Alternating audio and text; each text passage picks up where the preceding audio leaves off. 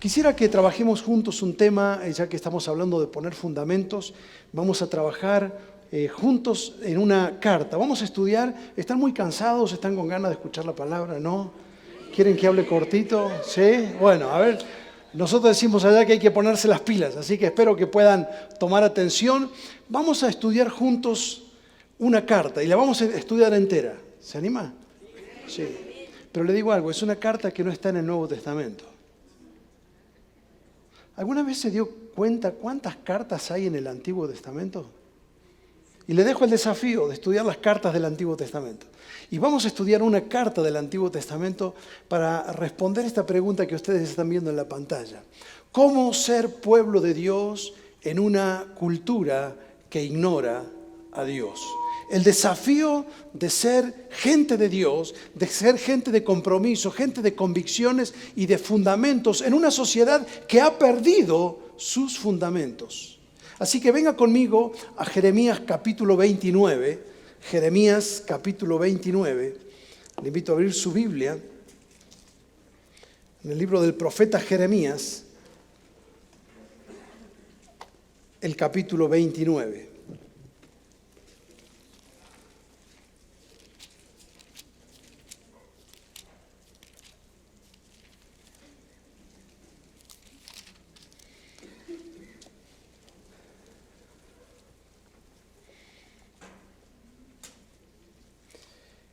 Vamos a leer la carta de Jeremías, después les voy a dar el contexto de esta carta. Les voy a pedir, yo necesito hacer una introducción para que entendamos un poco cómo es la cultura en la cual hoy nosotros estamos inmersos como iglesia, pero vamos a terminar aterrizando en esta carta, así que yo necesito que usted siempre tenga la Biblia abierta en Jeremías 29. No tengo otra cosa que decirle que lo que está en la palabra de Dios, así que juntos vamos a estudiar en la palabra de Dios Jeremías capítulo 29. Si por favor se pueden poner de pie, vamos a acompañar la lectura de la palabra de Dios. Nos ponemos de pie. Jeremías capítulo 29. Dice así la palabra de Dios. Verso 1.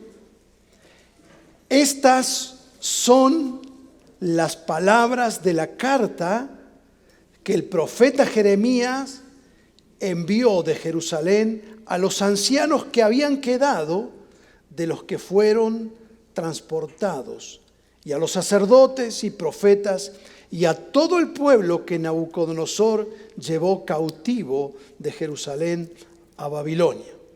Ahora, ¿qué decía esta carta? Verso 4. Así ha dicho Jehová de los ejércitos, Dios de Israel, a todos los de la cautividad que hice transportar de Jerusalén a Babilonia. Edifiquen casas, habítenlas, y planten huertos y coman del fruto de ellos. Cásense, engendren hijos e hijas, den mujeres a sus hijos, den maridos a sus hijas, para que tengan hijos e hijas, y multiplíquense allí, y no disminuyan. Y procuren la paz de la ciudad a la cual los hice transportar.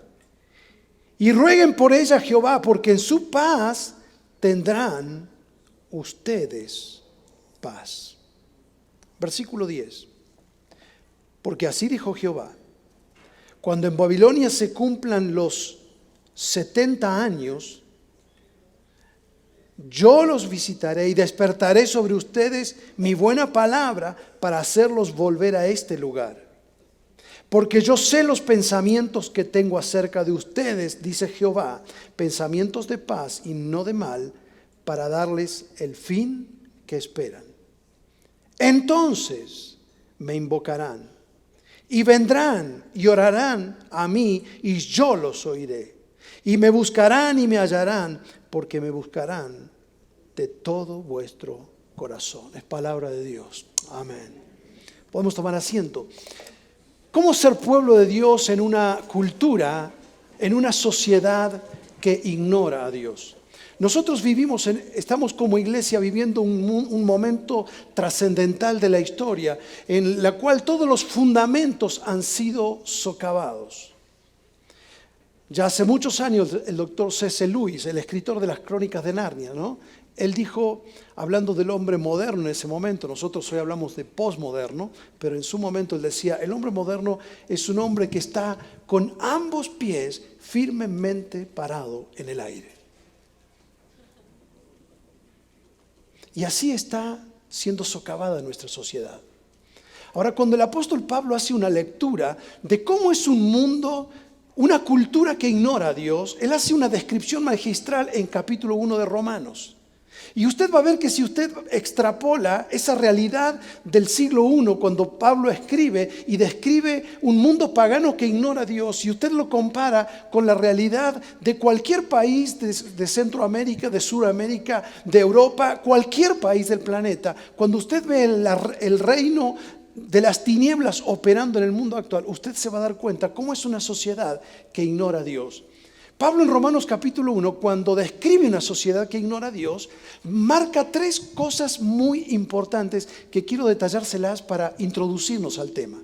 Usted la va a ver en la pantalla. Él dice que una cultura que ignora a Dios es una cultura que está en plena anomia. Es una sociedad que vive en la anomia. No sé si usted conoce esta palabra. Es una palabra que usa mucho el apóstol Pablo. La va a ver así en la pantalla ahora. ¿Qué es anomia? A es no y nomia es ley. ¿Estamos? La palabra nomia o nomia en griego es ley. Si usted a la palabra nomia le pone agro antes, ¿qué forma la palabra? Agronomía, el que estudia las leyes del campo. Si usted le antepone la preposición auto, forma la palabra autonomía. Entonces, anomía o anomia quiere decir sin ley. Es un estilo de vida sin ley. ¿Sabe que si usted está leyendo una traducción Reina Valera 60, normalmente cuando usted lee la palabra iniquidad en el Nuevo Testamento, ¿sabe cuál es la palabra griega allí? Si usted estaría leyendo el Nuevo Testamento griego, la palabra iniquidad en griego es anomia.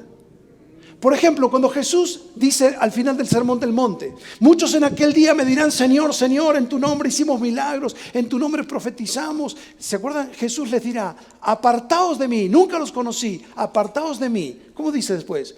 Hacedores de maldad. ¿Sabe cómo dice el griego así? Hacedores de anomia. Es decir, ustedes que han vivido como si no existiera la ley. En la carta a los tesalonicenses el apóstol Pablo dice, ya está operando en el mundo el espíritu de iniquidad. Ya está en acción el misterio de la iniquidad. ¿Sabe cuál es la palabra que él usa ahí?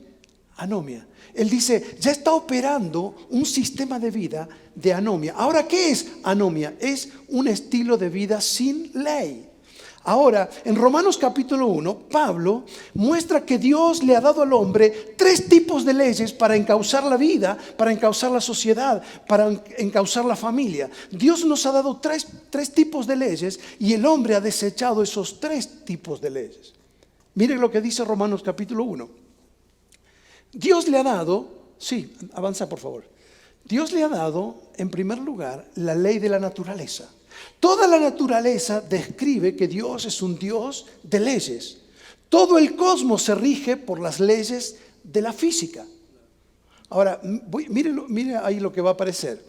Vamos avanzando. Dios también nos dio la ley de la conciencia. Es decir, Dios no solamente puso una ley fuera del hombre, la ley de la naturaleza, las leyes físicas de la gravedad, de la impenetrabilidad, todas las leyes que nosotros conocemos que sostienen el equilibrio en el mundo. Pero también Dios dio una ley adentro del hombre, que es la ley de la conciencia. Es la ley por la cual el hombre puede saber lo que está bien y lo que está mal. Pero además de Dios poner una ley afuera del hombre y poner una ley adentro del hombre, Dios le ha dado otra ley que es, en tercer lugar, la ley de la palabra de Dios.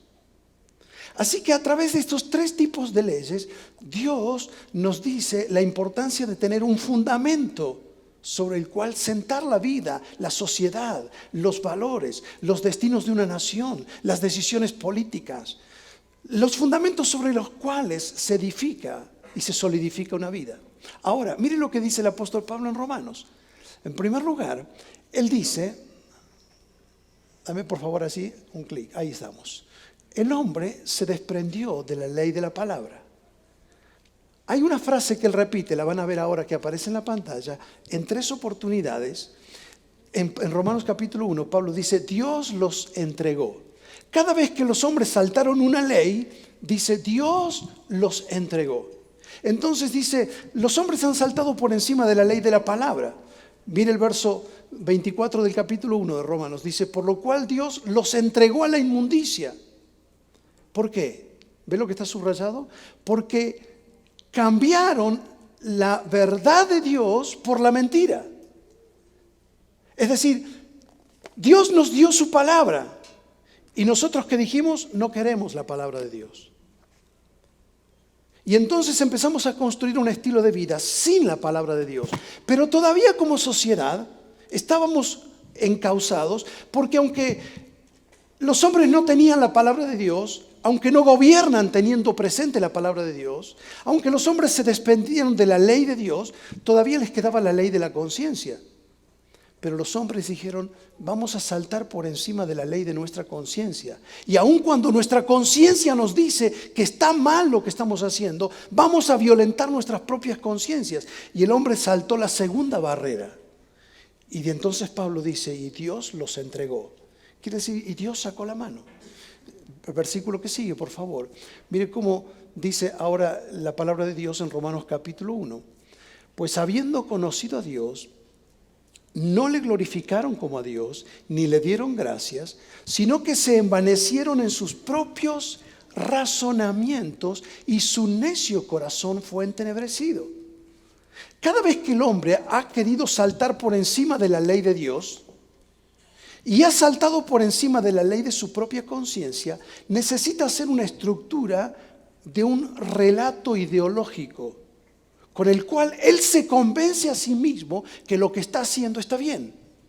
Por eso dice Pablo, ellos han violentado su propia conciencia y se envanecieron en sus propios razonamientos. Y entonces, seguimos leyendo, por favor, pásame Ahí estamos. ¿Y qué dice? El verso 28. Y como ellos no quisieron tener en cuenta a Dios, ahí aparece por segunda vez esta expresión en Romanos 1. Dios los entregó a una mente reprobada para hacer cosas que no convienen. Ahora, ya habíamos desechado la ley de Dios. Empezamos a desechar la ley de nuestra propia conciencia, pero todavía había algo que nos contenía como familia, como sociedad, y era la ley de la naturaleza, que nos dice que por naturaleza hay algo que un hombre debe ser, hay algo que una mujer debe ser. Las leyes que la misma naturaleza nos pone, pero los hombres dijeron, no, vamos a saltar también encima de las leyes de la naturaleza. Y mire lo que dice Romanos capítulo 1. Entonces Dios los entregó por tercera vez a pasiones vergonzosas, pues sus mujeres cambiaron el uso natural por el que es contra naturaleza. Y de igual modo también los hombres dejaron el uso natural de la mujer y se encendieron en bajas pasiones unos con otros, cometiendo hechos vergonzosos. ¿Qué está diciendo Pablo? Los hombres han saltado por encima de la ley de la naturaleza. No quieren ni siquiera respetar las leyes que biológicamente les he puesto. Ahora se da cuenta que anomia es un estado en el cual la sociedad no solamente se desprende de la ley de Dios, sino también de las leyes de su propia conciencia y de las leyes biológicas y naturales. Ese es el mundo que describe Pablo en Romanos 1. Pero es el mismo mundo en el que se van a criar tus hijos. Es un estado de anarquía moral, firmemente parados con ambos pies en el aire. No hay nada que pueda sostener actualmente la vida, porque nosotros hemos generado, habiendo sido una sociedad que se desarrolló bajo la influencia de los principios de la palabra de Dios como sociedad occidental y cristiana, hemos decidido soltar la ley de Dios. La pregunta entonces es de nuevo la del comienzo. ¿Cómo ser pueblo de Dios en una cultura que ignora a Dios? ¿Vamos a sobrevivir como pueblo de Dios en medio de esta cultura? ¿Vamos a poder, siendo una minoría de fe, en medio de esta avalancha de anomia y de inmoralidad, vamos a poder transmitir la fe a las nuevas generaciones? Esta es la pregunta que se hizo el pueblo de Dios en los tiempos de Jeremías. Ellos habían sido transportados, y ahora van a ver el contexto. Van a ver un mapa allí que los va a ubicar en el contexto en el cual Jeremías escribe la carta. Jeremías dice, ¿lo ha leído usted? ¿Tiene todavía abierto Jeremías 29? ¿En qué momento y a quién le escribe? Dice el verso 1, las palabras que Jeremías escribió a los ancianos que habían quedado, que habían sido transportados. Fíjense, ellos habían sido transportados de su tierra por Nabucodonosor a 1500 kilómetros de distancia. Habían sido llevados ¿a dónde? A Babilonia, a una cultura totalmente pagana, totalmente idolátrica, totalmente inmoral. Y ellos eran una minoría de fe en ese lugar. Y ellos pensaban, es el fin de nuestra historia, es el fin de nuestra esperanza, es el fin de nosotros como pueblo de Dios.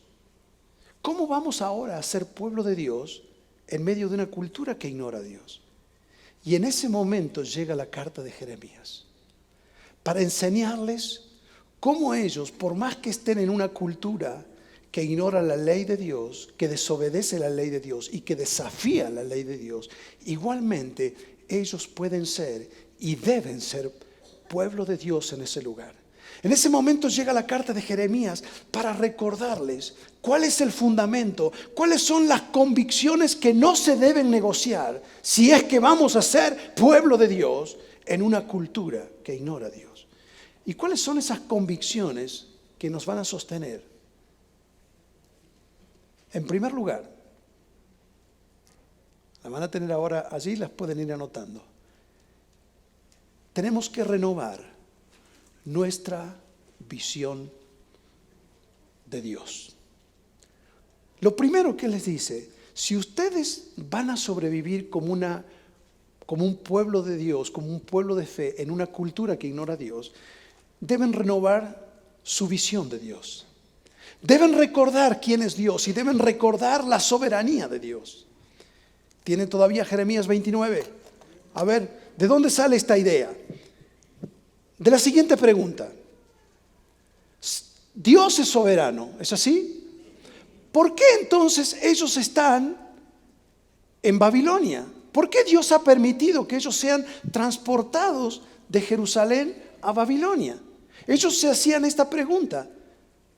Ellos, si me hubieras preguntado a cualquier judío, ¿por qué están ustedes en Babilonia? ¿Por qué ustedes están en medio de una cultura pagana viviendo? Ellos te hubieran dicho por culpa de Nabucodonosor. Si le hubieras dicho, ¿por qué ustedes están acá? Y la culpa la tienen los políticos. La culpa la tiene el presidente.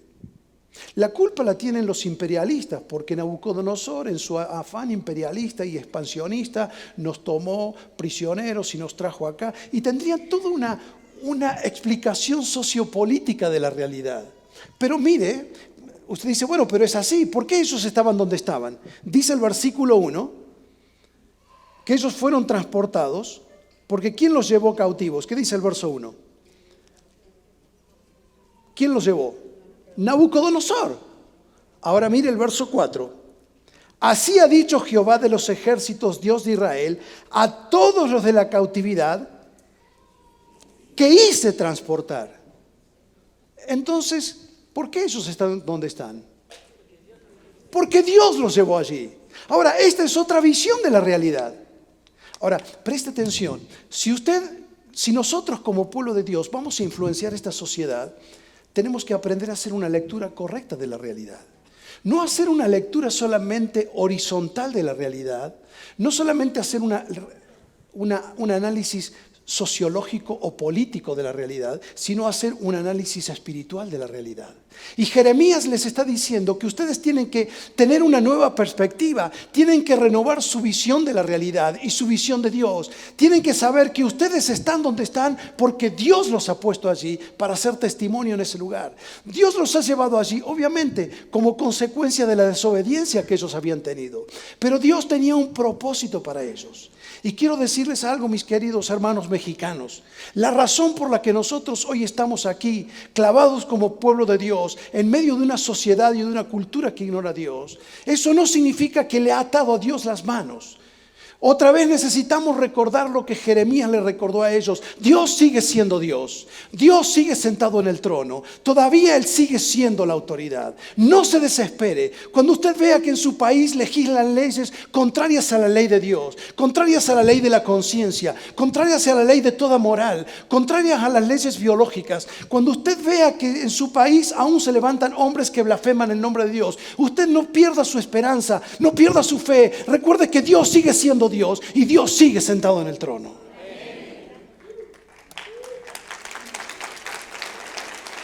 Cuando Juan está en la isla de Patmos, él está desesperado por la realidad que está en la iglesia. Basta leer las cartas que tiene que escribir. Iglesias como la de Éfeso, iglesias que han perdido el primer amor, iglesias que se han mundanalizado, iglesias que permiten el pecado. Por otro lado, él ve que todos los líderes se han muerto. Él es el único líder que queda de los primeros apóstoles. Y él dice, ¿habrá esperanza para esto? Y por otro lado ve el imperio con toda su voracidad, con su corrupción, con su inmoralidad, cómo sigue creciendo y que ha avanzado sobre la iglesia, que ha matado a sus líderes. Y él está perplejo frente a esa realidad. Y en medio de eso el cielo se abre y él ve un trono. Y en el trono, ¿quién está? El Hijo de Dios.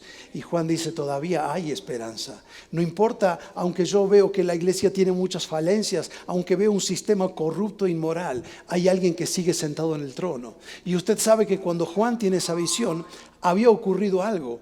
Y es que el emperador había impreso una moneda, había acuñado una moneda que tenía un trono y en ese trono estaba el César.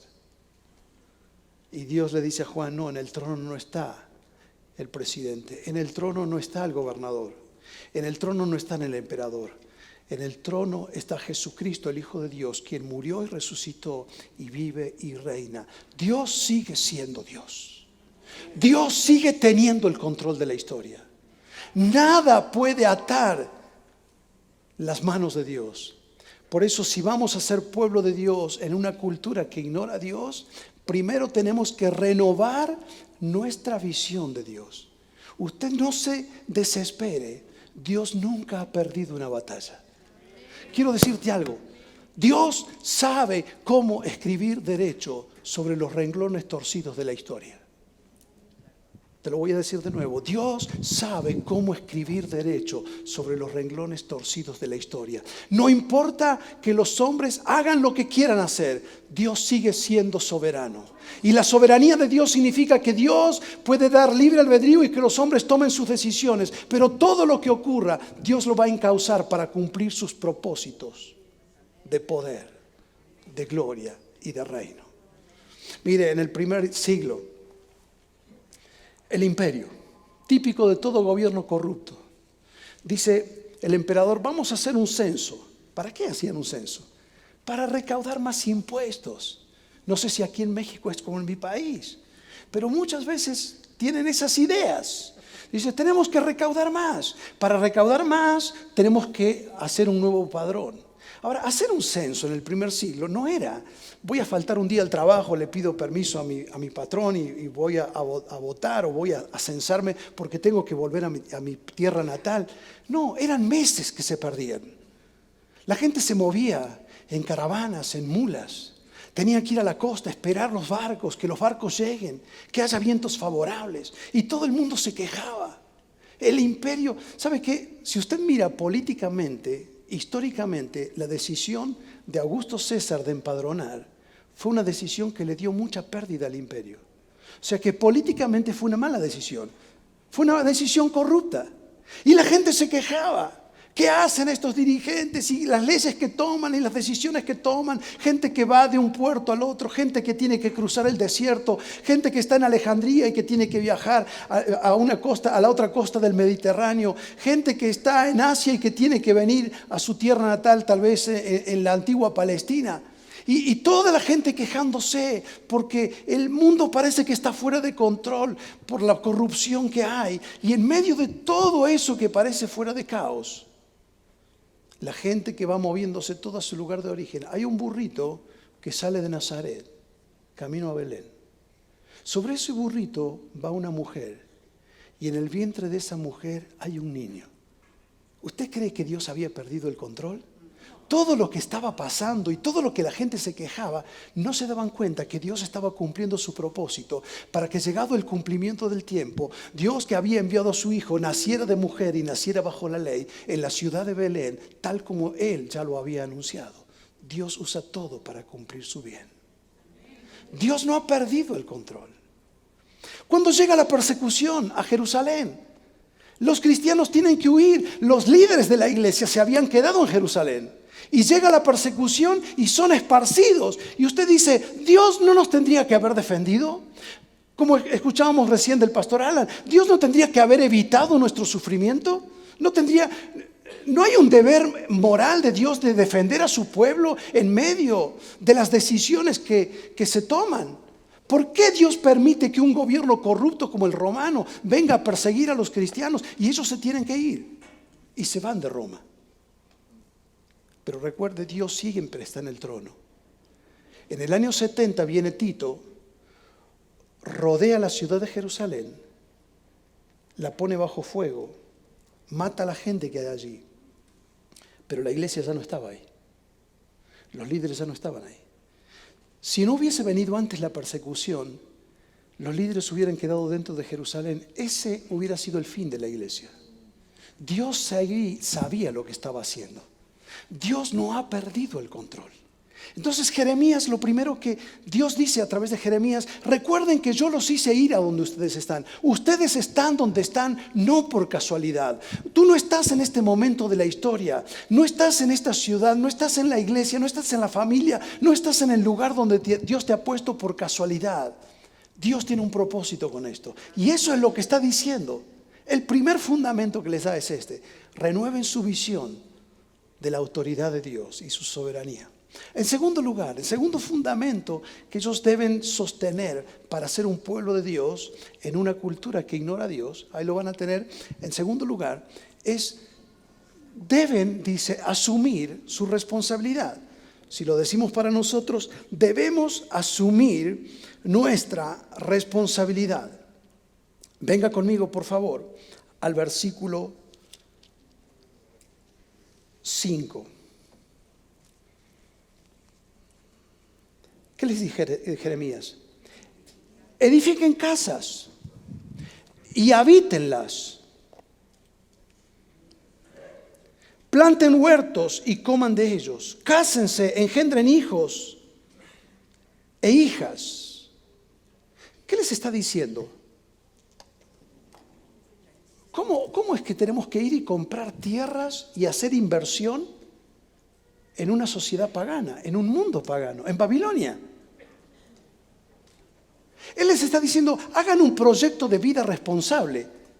Un proyecto de vida responsable, como escuchamos en la conferencia recién, lleva tiempo, lleva dedicación. El único lugar donde éxito está antes de sacrificio es en el diccionario.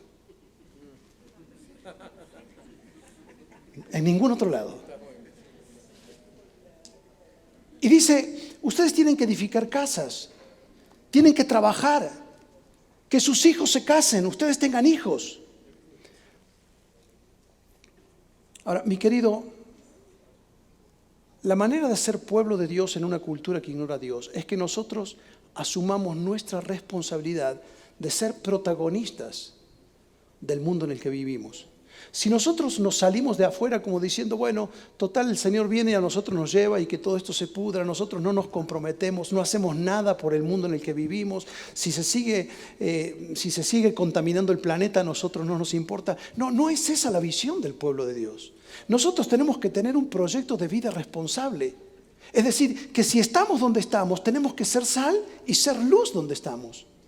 Recuerde que cuando esta carta llegó a Babilonia, por el profeta Jeremías, dice que se la mandó a la comunidad de judíos que habían sido ya llevados cautivos En el primer cautiverio, ¿sabe quién estaba entre ellos? Daniel. Y yo creo que esta carta le abrió el corazón y el entendimiento a Daniel. Porque nosotros cuando miramos el libro de Daniel, generalmente hacemos énfasis en que Daniel fue un gran hombre porque él rechazó la comida del rey y él no se contaminó. Pero hay algo más que él hizo. Él, para ser un hombre de influencia en esa cultura, él, para ser pueblo de Dios en una cultura que ignora a Dios, no solamente que no se contaminó, sino que además se preparó. Dice la Biblia que estudió y fue preparado en la lengua, en la cultura y en la historia de los caldeos. Ustedes se van a formar en universidades seculares, universidades humanistas. Pero lo que tienen que hacer es ir y tomar y aprender, educarse, formarse. Rechacen todo lo que no pertenece al sistema, rechacen todo lo que no pertenece al reino de Dios, pero aprendan y prepárense para ser personas competentes en el mundo que les toca vivir.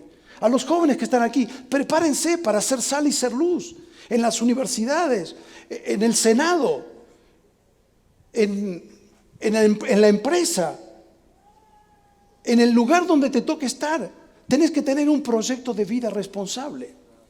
Max Weber, el sociólogo Max Weber, cuando él escribe sobre la ética protestante del trabajo, él hace un análisis muy interesante y él dice que la sociedad que más influenció y desarrolló la economía de las naciones fue la sociedad que fue influenciada por los protestantes. Y él se daba cuenta de algo. Él decía, porque los protestantes, por la influencia de los reformadores, le dieron al trabajo un carácter de sacralidad. Para los evangélicos el trabajo siempre fue algo sagrado. En la iglesia romana solamente había un trabajo sagrado. ¿Sabían eso?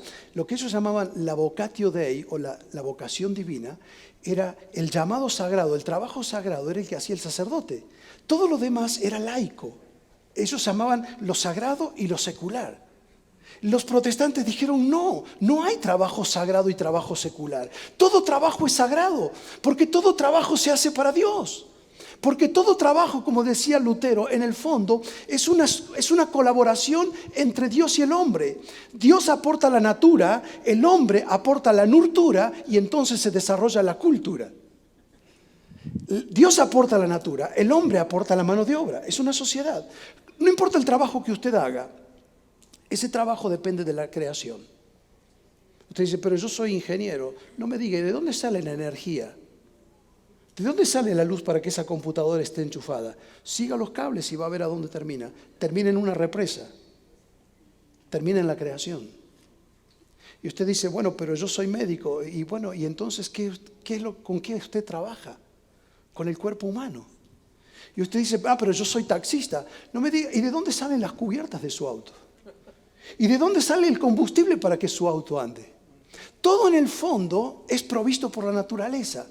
Pero entonces necesita que el hombre se prepare, se ilustre, se trabaje, se desarrolle. Y Max Weber dice algo interesante. Dice, la palabra profesión es una palabra que se la debemos a los protestantes. Lo dice él sin ser cristiano. Porque usted conoce la palabra confesión. Bueno, si a confesión le cambia la preposición y es profesión, cuando se dice, bueno, ¿qué profesión tienes? Bueno, soy arquitecto, bueno, soy docente.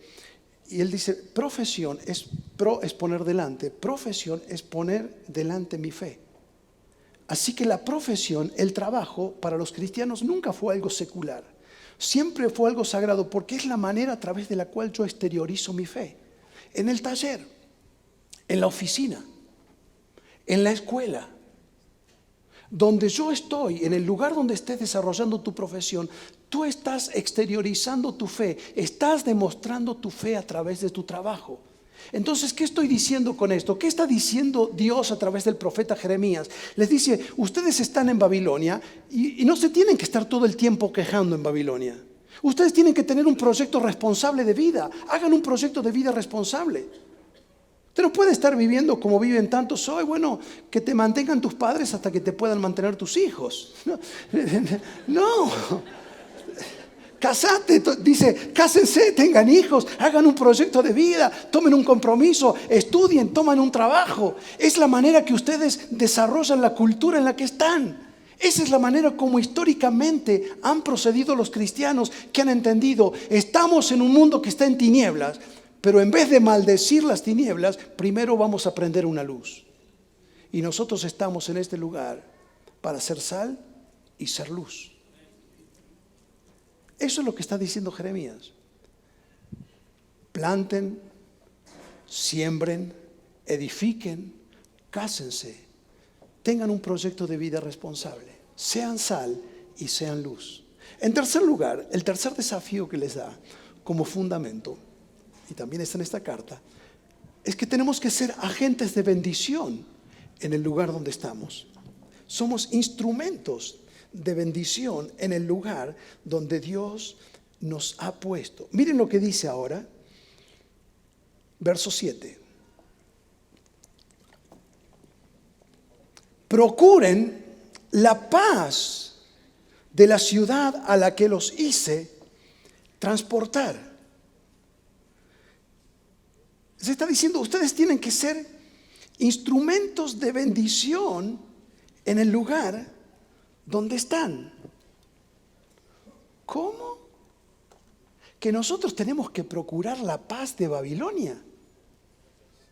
¿Cómo le habrá sonado eso a la comunidad judía? Cuando un judío pensaba en Babilonia, ellos no oraban por la paz de Babilonia. Ellos maldecían Babilonia. Dice el Salmo 137, nos cuenta cómo hacían cuando ellos estaban en el barrio judío en Babilonia. Dice, junto a los ríos de Babilonia nos sentábamos. Y allí llorábamos y nos acordábamos de nuestra tierra y colgamos nuestras arpas, no cantaban más, ¿se acuerdan? Y los que nos habían llevado cautivos nos pedían que cantemos cánticos. Ellos decían, ¿cómo cantaremos cánticos al Señor en tierra de extraños? ¿Sabes cómo termina el Salmo 137?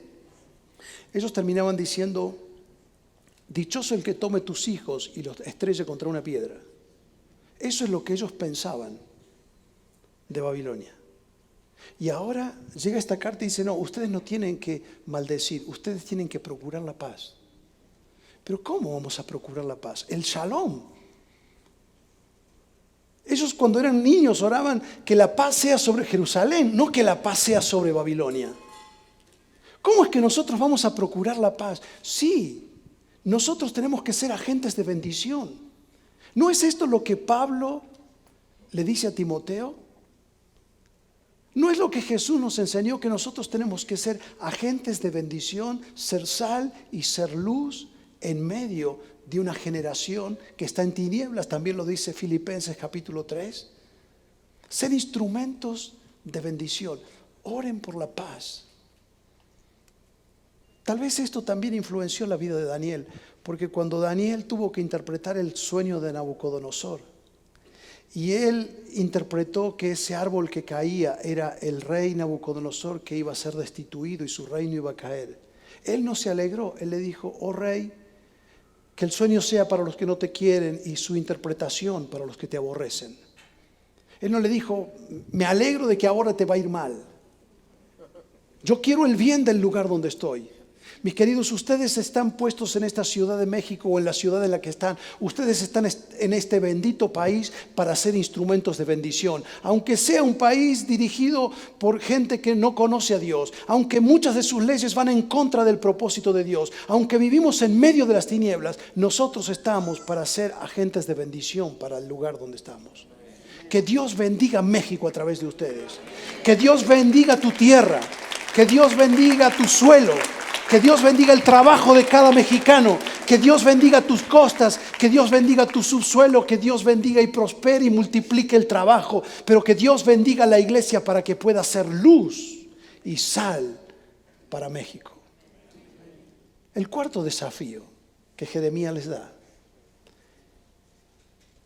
es que ustedes tienen que orar por la ciudad en la que están.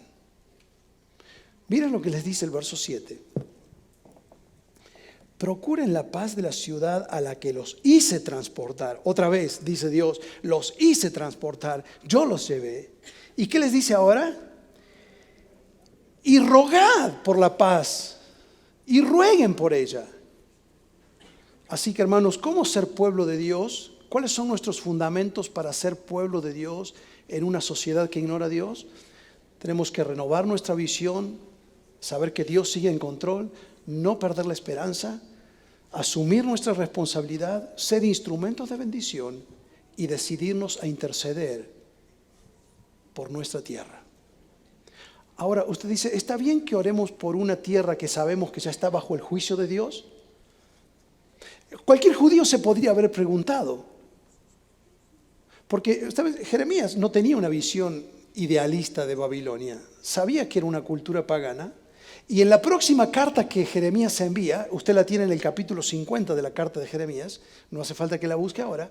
Jeremías dice que Babilonia está bajo el juicio de Dios y Dios va a juzgar a Babilonia porque es una cultura pagana que se ha rebelado contra Dios y Dios va a enviar su juicio. Pero aunque Dios va a enviar su juicio sobre Babilonia y aunque Babilonia está bajo condenación, por otro lado, al pueblo de Dios que está en esa cultura pagana en Babilonia, Dios le dice, pero ustedes oren por Babilonia. Usted dice, ¿qué contradicción?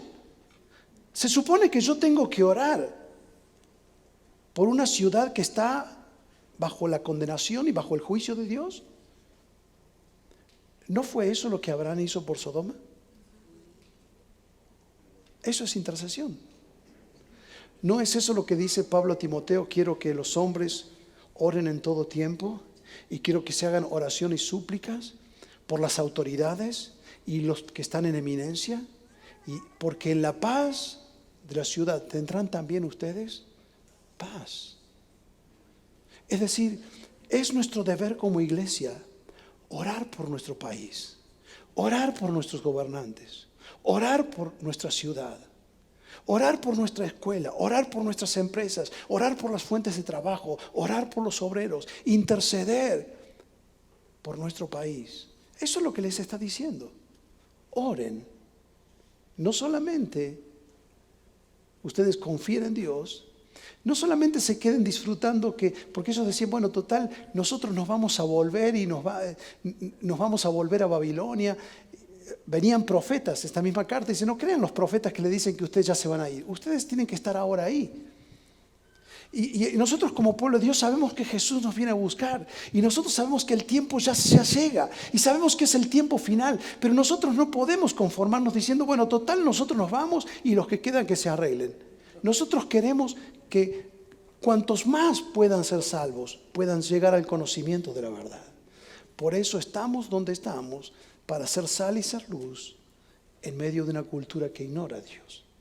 La última demanda que les da el Señor, el último fundamento es que si ellos van a ser un pueblo de Dios en una cultura que ignora a Dios, deben volverse a Dios de todo corazón.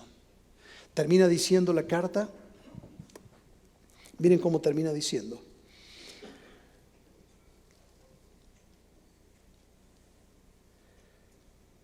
Verso 10, porque cuando en Babilonia se cumplan, ¿cuántos años? 70 años. Es decir, Dios dice, van a estar ahí 70 años. Yo los voy a visitar.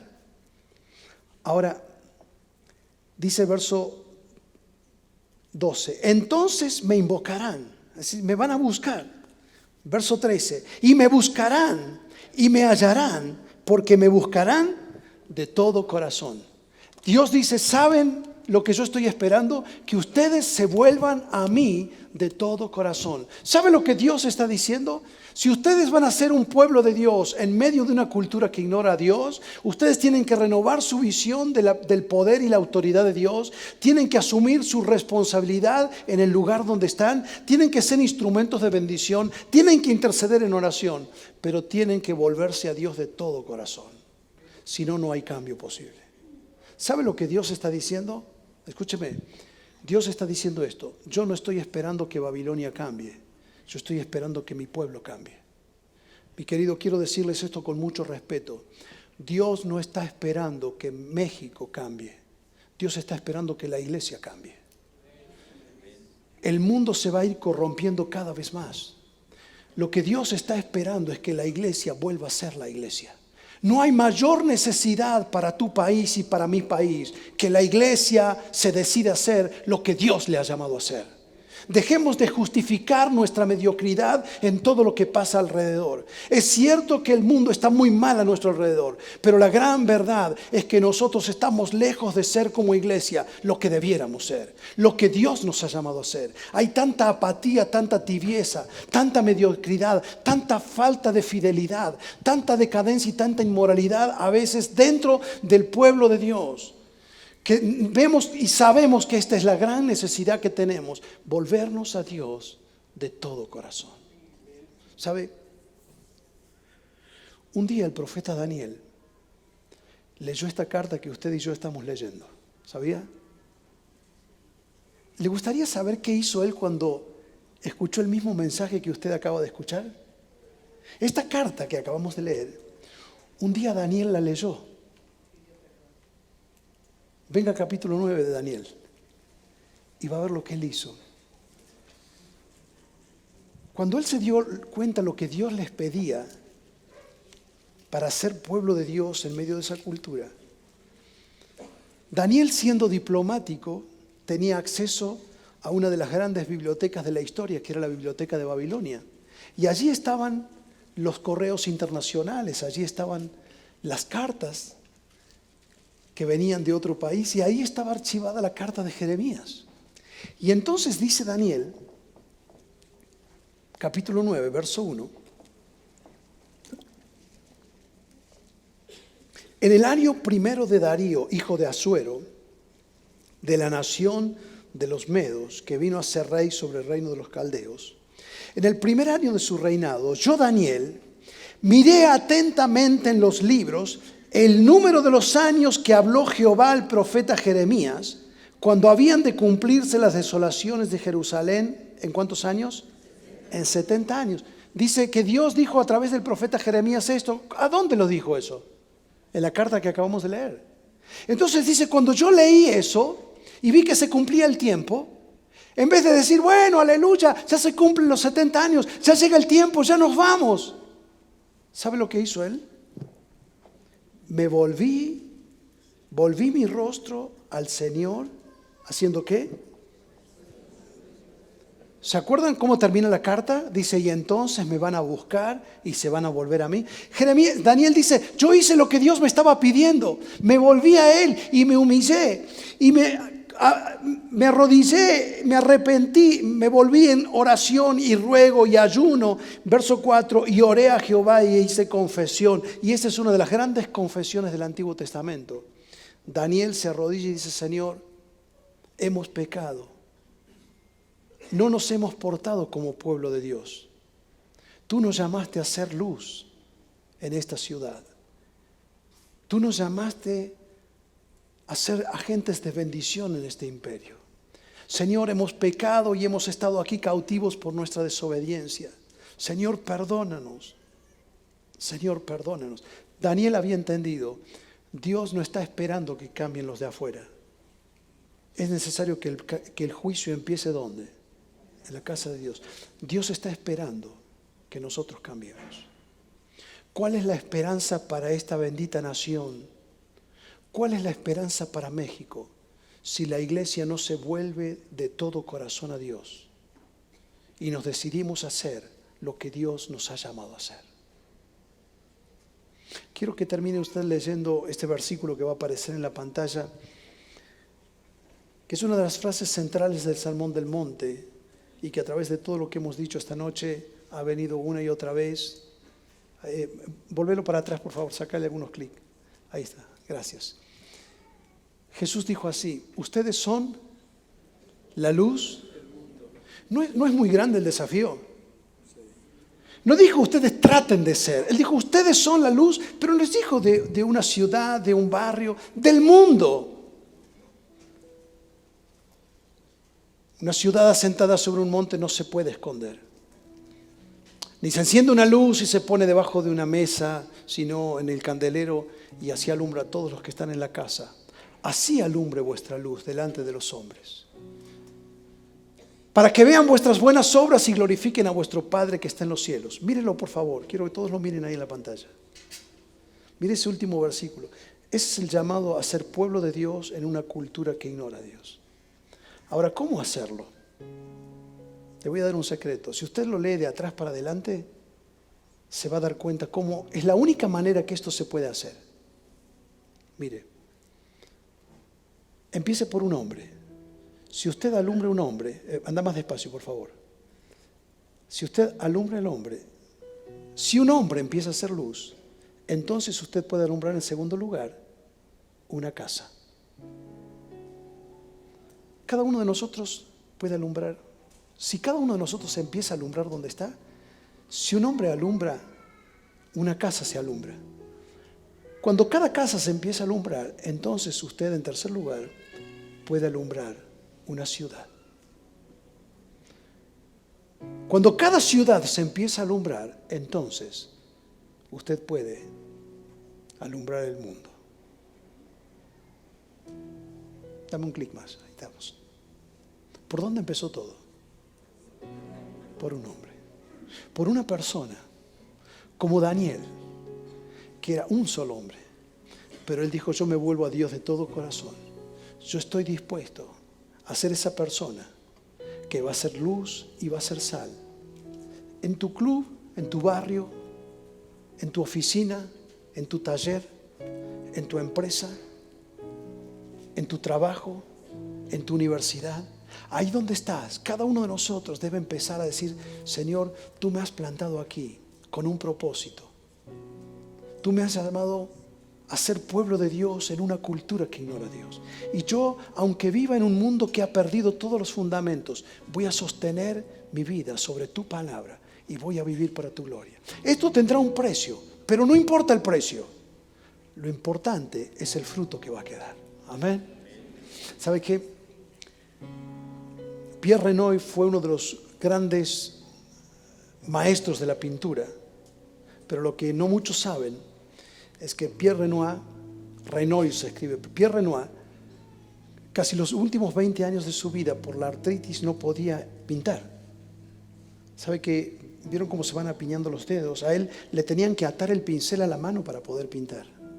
Pero llegó el momento que él no podía ni levantar su mano del dolor en las articulaciones para peinarse. Estaba confinado a una silla y entonces le traían su atril para pintar y él tomaba el pincel, mojaba en la pintura, untaba la pintura y cuando levantaba para hacer un trazo, gritaba de dolor y pintó los últimos 20 años con tanto dolor. A último ya casi no podía del dolor y siguió pintando hasta el último momento de su vida. Un día Henri Matisse, su amigo, lo veía pintar con tanto dolor y le dijo: ¿qué necesidad hay de pagar un precio tan alto? Le dijo: Pierre, ¿qué sentido tiene seguir pintando a precio de tanto dolor? Y Pierre Renoir le dijo: lo que pasa es que un día el dolor va a pasar, se va a terminar, pero la obra va a quedar. Hermano, ser lo que Dios nos ha llamado a ser tiene un precio. Y hemos escuchado hace un rato de eso. Pero hay que pagar ese precio porque el dolor un día va a pasar. Pronto viene el Señor y todo eso va a terminar. Y lo que va a quedar es aquello que hayamos hecho para su gloria. Que Dios les bendiga. Dios bendiga a esta nación. Dios bendiga tu trabajo. Dios bendiga el lugar donde estás para que puedas ser sal y ser luz. Que podamos ser como iglesia, la iglesia que Él nos ha llamado a ser. La iglesia que Jesús soñó. Un pueblo que es luz en medio de un mundo en tinieblas. A Él sea la gloria. Aleluya. Amén.